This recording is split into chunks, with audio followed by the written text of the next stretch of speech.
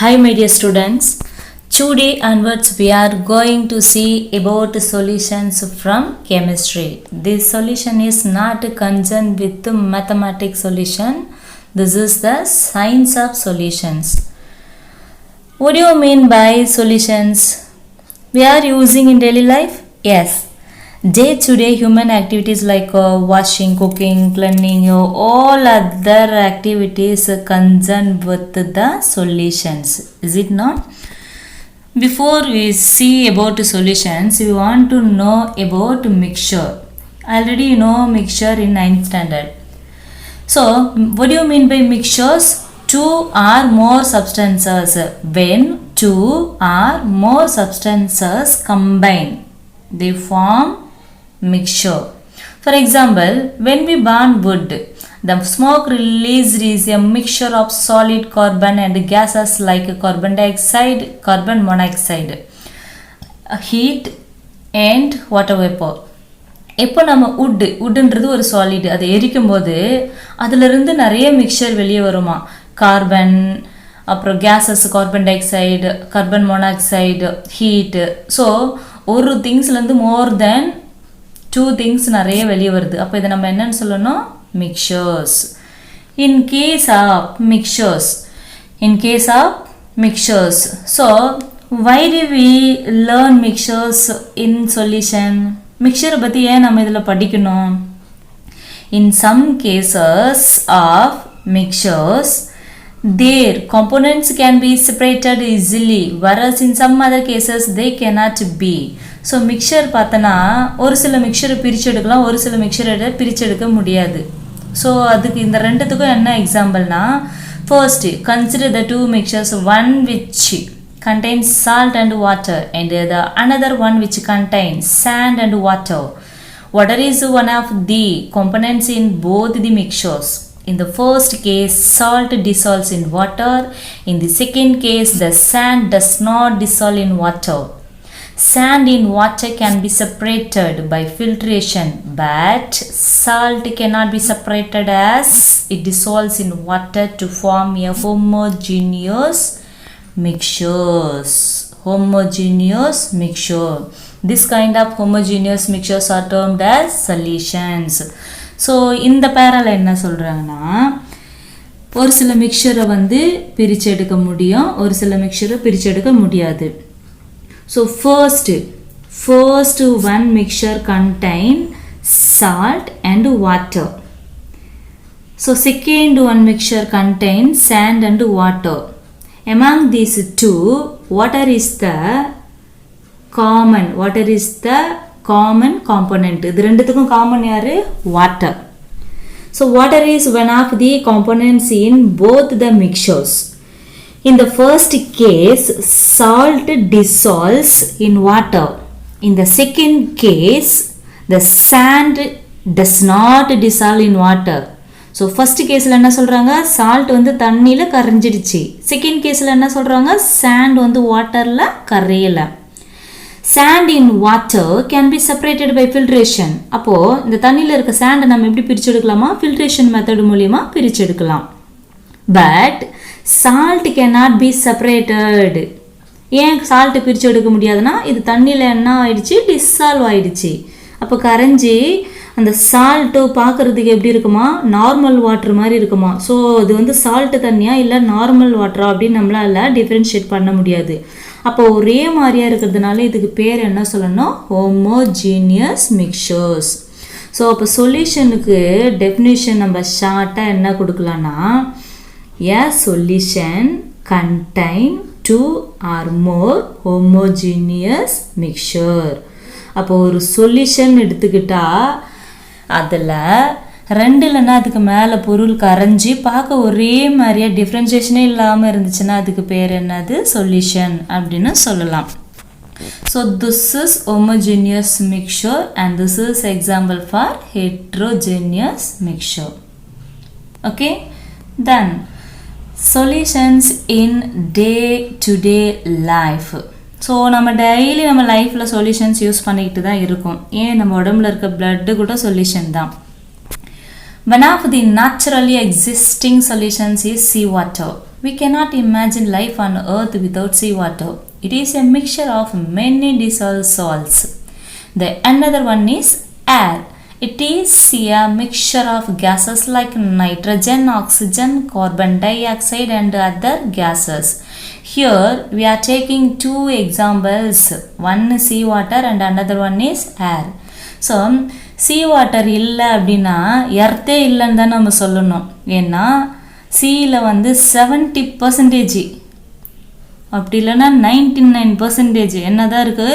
Sea water, கடல் தண்ணி தான் இருக்குது. Okay, the sea water is mixture because it contains more than one salt like minerals also. So calcium, chlorine, magnesium, sodium, water நிறைய mixtures தான் இருக்குது. அதனால் sea water என்னன்னு சொல்லலாம்? mixtures.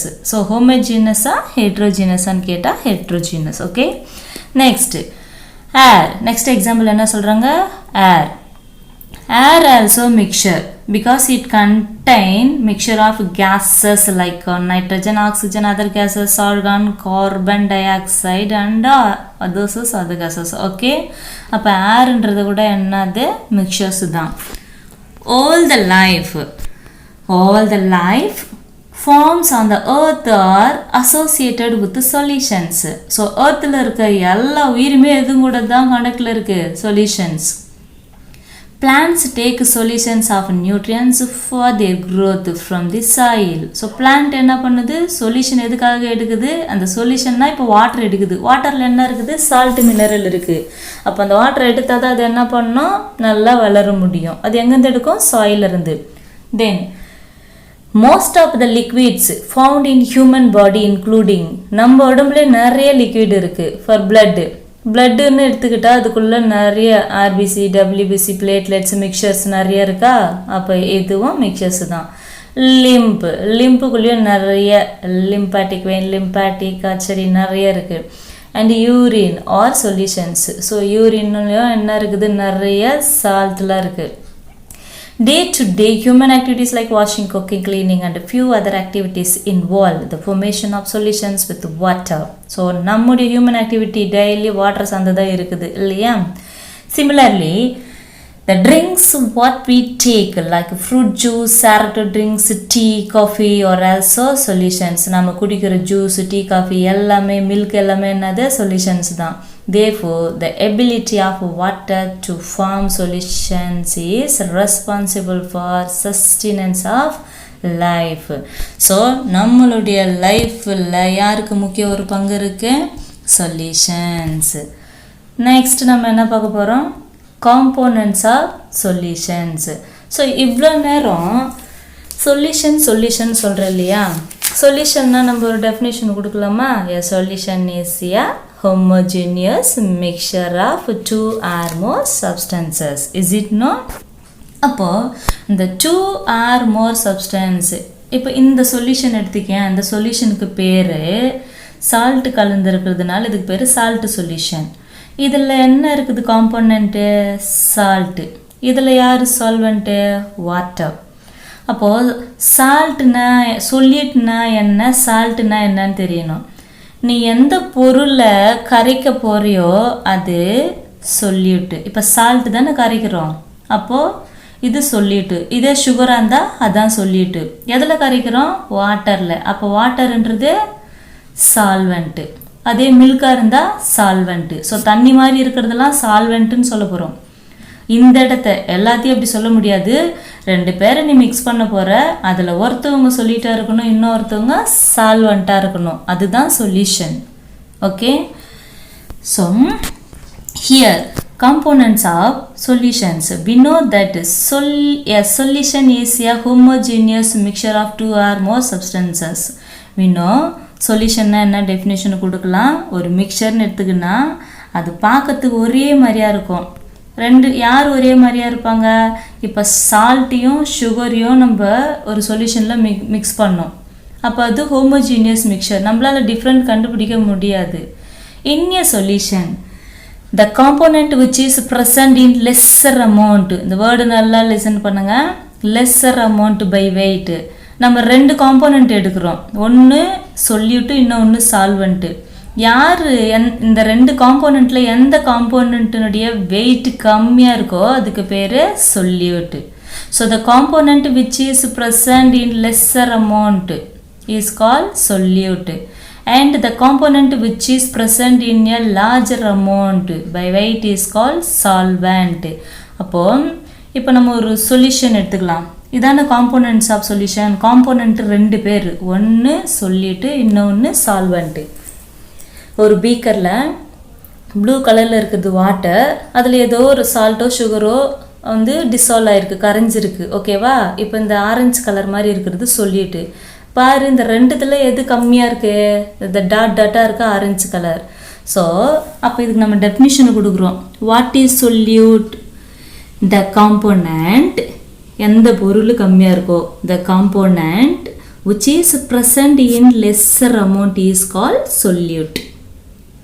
Then what is solvent? அப்படியே ஆப்போசிட்டாக சொல்லணும். The component which is present in a larger amount is called solvent. So சொல்யூஷனில் கம்மியாக இருந்தால் அது சொல்லிட், அதிகமாக இருந்தால் சால்வெண்ட். ஸோ அந்த வேர்டை நல்லா லிசன் பண்ணியா?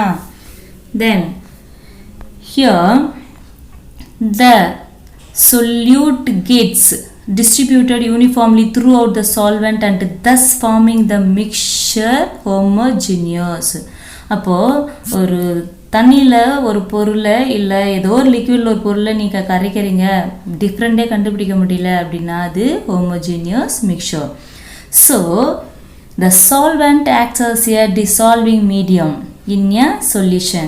அப்போது ஒரு சொல்யூஷனில் சால்வெண்ட்டு சொல்லிட்டை பற்றி நம்ம பேசுகிறோம். இவங்க ரெண்டு பேரில் யார் டிசால்விங் மீடியம், யார் கரைக்கிறவங்க அப்படின்னு கேட்டால் சால்வெண்ட்டு. அப்போ சொல்லிட்டு யார்? கரைய போகிறவங்க. ஓகேவா? The process of uniform distribution of solute into solvent is called dissolution. What is dissolution? டிஸ்சொல்யூஷன்னா இப்போ இது ஒரு சொல்யூஷன். என்ன சொல்யூஷன் எடுத்திருக்காங்க இங்கே? Sugar solution. ஓகே, இந்த தண்ணியில் சுகர் ப்ரெசண்ட் ஆகிருக்கு, பட் நம்ம பார்க்குறதுக்கு தண்ணி மாதிரி தான் தெரியும். So here the process of uniform distribution of solute into solvent. So இந்த ஒரு ப்ராசஸில் அப்படியே பார்க்க ஒரே யூனிஃபார்மாக இருக்கும். இந்த சொல்யூட் என்ன இருக்குது? சுகர்ன்ற சொல்யூட்டு சால்வெண்ட்டில் நல்லா கரைஞ்சிடுச்சு, பார்க்க தண்ணி மாதிரி ஒரே மாதிரியாக இருக்குது. இங்கே சுகர் எங்கே இருக்குது, வாட்டர் எங்கே இருக்குது, நமக்கு டிஃப்ரெண்ட் தெரியாது. நல்லா கரைஞ்சிட்டதுனால என்னன்னு சொல்லணும்? Dissolution. So the process of uniform distribution of solute into solvent. solute வந்து சால்வெண்ட்டில் நல்லா கரைஞ்சி ஒரே மாதிரியாக இருக்கும், பார்க்க. அதுக்கு பேர் என்னது? dissolution. So I think this para clear for you. Next, a solution must at least be consisting of two components. ஒரு சொல்யூஷன் சொல்கிற அப்படின்னா கண்டிப்பாக அதில் என்ன இருக்கணும்? ரெண்டு பொருள் இருக்கணும். இப்போ நம்ம ஒரு கிளாஸில் வாட்டர் மட்டும் வைக்கிறோம், அது சொல்யூஷனா? நோ. அப்போ அது கூட எதுனா ஒன்று கலந்து வைக்கணும், சரியா?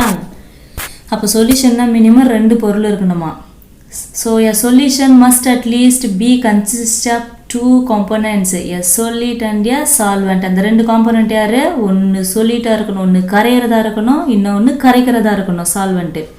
Such solutions which are made up of one solute and one solvent, that they are two components, are called binary solutions. Example, on adding copper sulfate crystals to water, it dissolves in water forming a solution of copper sulfate. So இந்த பிக்சரில் இருக்குது. இப்போ நம்ம பார்க்க போகிறது என்னது?